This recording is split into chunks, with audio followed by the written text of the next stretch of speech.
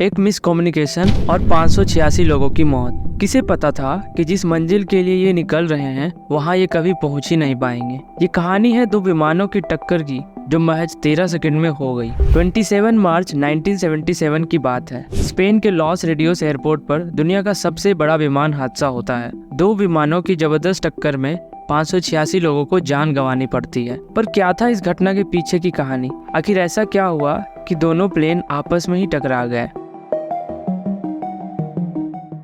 27 मार्च को नीदरलैंड के Amsterdam airport से बोइंग 747 की KLM फ्लाइट 4805 और अमेरिका के लॉस एंजल्स एयरपोर्ट से पैन एम फ्लाइट 1736 ने उड़ान भरी। इन दोनों ही फ्लाइट्स की मंजिल एक थी और वो था स्पेन का लॉस पाल्मस एयरपोर्ट। इन दोनों ही विमानों के लैंड करने से कुछ घंटे पहले तक लॉस पाल्मस एयरपोर्ट पर सब कुछ नॉर्मल था, लेकिन घड़ी में दोपहर 1:15 पर पूरे एयरपोर्ट पर चीख पुकार मचने लगी। दरअसल यहाँ कैनरी आइलैंड इंडिपेंडेंस मूवमेंट नाम के एक आतंकी संगठन ने बम विस्फोट किया जिसमें 8 लोग घायल हो गए। इस धमाके में एयरपोर्ट का पैसेंजर टर्मिनल पूरी तरह से क्षतिग्रस्त हो गया। एक और धमाके की आशंका से डरे हुए सुरक्षा कर्मियों ने इस एयरपोर्ट को पूरी तरह से बंद करने का फैसला किया। इसके बाद वहां से आने वाली सभी फ्लाइट्स को लॉस रेडियोस एयरपोर्ट पर डाइवर्ट कर दिया गया। इस बम धमाके की वजह से लॉस रेडियोस एयरपोर्ट पर ट्रैफिक अचानक से बढ़ गया। इसे संभालना एयरपोर्ट कर्मियों के लिए मुश्किल साबित हो रहा था।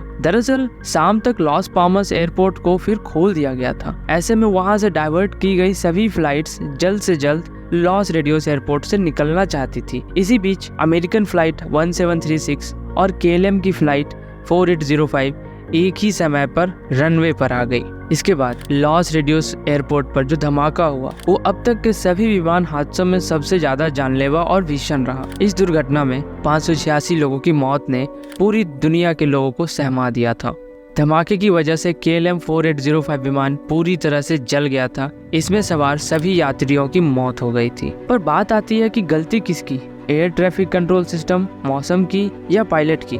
इस दुर्घटना को लेकर स्टडी करने वाले अमेरिकी पायलट और कॉकपिट कॉन्फिडेंशियल किताब के लेखक Patrick Smith CBC news channel को दिए गए इंटरव्यू में बताते हैं कि यह घटना नॉर्मल नहीं थी। ऐसा लगता है कि यह संयोग ने एक साथ मिलकर इसके होने की साजिश की थी। वो इस क्रैश के लिए 3 वजह को जिम्मेदार मानते हैं। वो कहते हैं कि सबसे पहले तो ये दोनों प्लेन जिस एयरपोर्ट पर लैंड करने वाले थे वहाँ एक आतंकी गुट हमला कर देता है। फिर दोनों प्लेन को जिस एयरपोर्ट पर डाइवर्ट किया जाता है वहाँ ये दोनों उस रनवे पर एक साथ आ जाते हैं। फिर अचानक मौसम खराब हो जाता है और चारों तरफ कोहरा छा जाता है। इसी बीच एयरपोर्ट पर ATC टावर KLM फ्लाइट को रनवे खाली होने का मैसेज भेजता है। KLM फ्लाइट ने यह संदेश पाकर अपनी पोजीशन ली और रेडियो पर संदेश भेजा कि वो टेक ऑफ के लिए तैयार हैं। इस मैसेज को रनवे पर पहले से खड़ी पैम एम पायलट्स ने सुना और माइक पर संदेश दिया कि वो अभी भी रनवे पर खड़े हैं। स्मिथ बताते हैं कि रेडियो में किसी तरह की इंटरफेरेंस हुई और KLM विमान के पायलट तक यह मैसेज नहीं पहुंचा। ऐसे में KLM के पायलट्स ने सोचा कि रनवे पूरी तरह से क्लियर है। यहीं से दोनों फ्लाइट के भीषण टक्कर की नियति तय हो गई। पैम एम फ्लाइट में जिंदा बचने वाले फर्स्ट ऑफिसर बॉब ब्रैग ने 2000 में CBS न्यूज से बातचीत में बताया, As soon as saw the plane coming in front, I started screaming, "Get out of here!" इसका मतलब था कि जैसे ही मैंने सामने प्लेन आते हुए देखा मैं चिल्लाकर कहने लगा, यहाँ से हटो। वो प्लेन ग्राउंड से हमारे प्लेन के पिछले हिस्से से टकराया और एक जोर का धमाका हुआ। KLM के सीनियर पायलट ने यह सवाल पूछ लिया होता तो कहानी कुछ और होती। हादसे के बाद इस बात का पता लगाने के लिए इन्वेस्टिगेशन शुरू की गई कि यह दुर्घटना कैसे हुई। दुर्घटना के आधिकारिक जांच में कहा गया कि KLM फ्लाइट के पायलट जैकब वैन जेंटेन इस हादसे के लिए सबसे ज़्यादा जिम्मेदार थे। टक्कर से पहले हुई बातचीत के मुताबिक दोनों प्लेन ATC से अच्छी तरह से जुड़े हुए थे। उनमें दोनों प्लेन की पोजीशन को लेकर कम्युनिकेशन भी हो रहा था, लेकिन दिक्कत वहां आई जब इस बातचीत में एक पॉइंट पर ATC और पैन एम एयरक्राफ्ट दोनों ही रेडियो ट्रांसमिशन पर एक साथ आवाज़ आई। इससे हुआ कि KLM एयरक्राफ्ट के रेडियो पर दोनों में से कोई भी आवाज़ें साफ सुनाई नहीं दी और इसके बाद सारी घटनाएं कुछ सेकेंड के अंतराल पर होती चली गई। इस मिस कम्युनिकेशन ने मात्र 13 सेकेंड बाद वहां का पूरा मंजर बदल चुका था। जांच में कहा गया कि KLM एयरक्राफ्ट एक सीनियर पायलट के जिम्मे था। जांच में यह भी सामने आया कि दोनों प्लेन की टक्कर में सिर्फ 9 सेकेंड पहले रनवे पर खड़ी पैन एम क्राफ्ट के क्रू ने कोहरे से निकलकर सामने आती KLM फ्लाइट को देख लिया था, लेकिन अब कुछ भी करने के लिए बहुत देर हो चुकी थी। इस हादसे के पहले तक KLM फ्लाइट के पायलट जैकब वेन जेंटेन उनके लंबे एक्सपीरियंस की वजह से कंपनी अपनी एयरलाइन प्रचार में इस्तेमाल करती थी।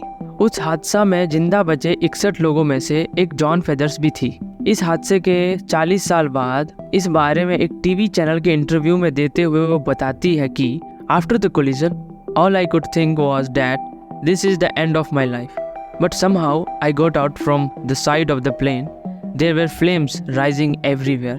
इसका मतलब था कि टक्कर के बाद मैं सिर्फ यही सोच पा रही थी कि ये मेरी जिंदगी का अंत है, लेकिन कैसे भी करके मैं प्लेन के साइड से निकली और वहां तक आग की लपटें उठ रही थी। हमारे ही प्लेन में सवार एक डॉक्टर नीचे खड़े थे। उन्होंने कहा कि कूदो, मैं तुम्हें पकड़ लूंगा। फेदर्स उस दिन को याद करते हुए कहती है कि वहाँ फैली छोटी छोटी आग की लपटें मिलकर बड़ी होती जा रही थी। मैं प्लेन में कूदकर से भागती जा रही थी। मैं करीब 15 सेकंड तक भागती रही और एक बार भी पीछे मुड़कर नहीं देखा। थोड़ी देर में धमाके की आवाज़ आई। ऐसा लगा कि जैसे एटम बम फट गया हो। मैंने आखिरकार पीछे मुड़कर देखा और सब खत्म हो चुका था। बस एक बड़ा आग का गोला दिखाई दे रहा था। इस घटना के बाद एविएशन सेक्टर में तीसरा सबसे बड़ा बदलाव ह्यूमन एरर को लेकर लिया गया। किसी इंसान की गलती की वजह से इतनी ज्यादा संख्याओं में इंसानों की मौत ने तमाम सरकारों और एजेंसियों को ह्यूमन एरर को लेकर सचेत कर दिया गया। किसी इंसानी गलती की वजह से भविष्य में ऐसी कोई घटना ना हो, इसके लिए रिसोर्स और डेवलपमेंट ट्रेनिंग प्रोग्राम तय किए गए हैं।